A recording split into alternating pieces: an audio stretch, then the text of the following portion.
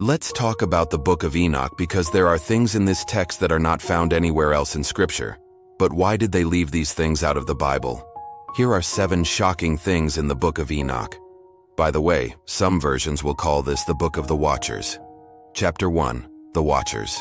Now I have covered the fallen angels elsewhere on my channel, but just to recap quickly, this book describes how certain angels descended from heaven onto the earth, and they took it upon themselves to marry human women. And their offspring were the Nephilim, which are described as giants or other mighty beings that corrupted the earth. Now this ties directly into Genesis chapter 6 verses 1 through 4, which reads, "When men began to multiply on the surface of the ground and daughters were born to them, the sons of God saw that the daughters of men were beautiful, and they went and took wives for themselves of all whom they chose. And the Lord said, My spirit shall not abide in man forever, for he is indeed flesh, and his days shall be 120 years. There were giants in the earth in those days, and also afterward, when the sons of God came to the daughters of men, and had children by them. They were the mighty men who were of old, men of renown." So if you ever wonder where that story came from, that's where it comes from. That's the extra details that we don't get in the Bible. The forbidden knowledge in exchange for gifts. Humans gave them gifts, and this included metalworking, weapons and jewelry, sorcery and astrology, as well as cosmetics like paint for the eyes, etc. So historically, this kind of blends myth with the birth of technology and the occult. This would be an awesome movie actually if somebody wanted to make it. You could call it Fallen. I mean, I really think it has potential. Anyway, moving on to chapter 3, the Nephilim giants. The Nephilim are mentioned in the Bible, but nowhere does it say that they ate people. That's in the Book of Enoch. It reads that the Nephilim devoured human food, and then they turned on mankind and devoured them, shedding the blood of the righteous and the wicked alike. So the author is saying that the Nephilim killed people, and this caused great violence and bloodshed upon the earth. Interestingly, the Nephilim are sometimes linked with ancient myths of titans and other monstrous beings that were slain by gods across many different cultures. If you want to learn more about this topic, check out my video on the subject. Also, this might be a good time to mention that much of the information presented in this video is speculative at best. We don't know if any of this stuff is true. I am merely presenting ideas that are found in the text. So do with them what you will. My purpose here is to inform and entertain. Chapter 4. Enoch's Heavenly Journeys.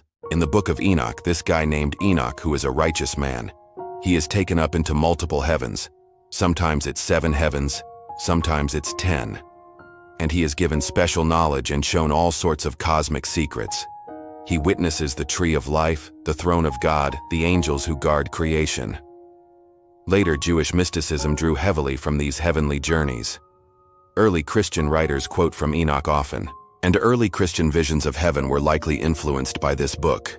Now personally, I love reading about Enoch being taken up into heaven and seeing all these wonderful things. It reminds me of John in Revelation, chapters 4 and 5, where he too is taken up into heaven and witnesses the throne of God. Chapter 5, Prophecy of the Messiah. Another thing that's found in the Book of Enoch that isn't in our Bibles is an early reference to a messianic figure. He's called the Son of Man.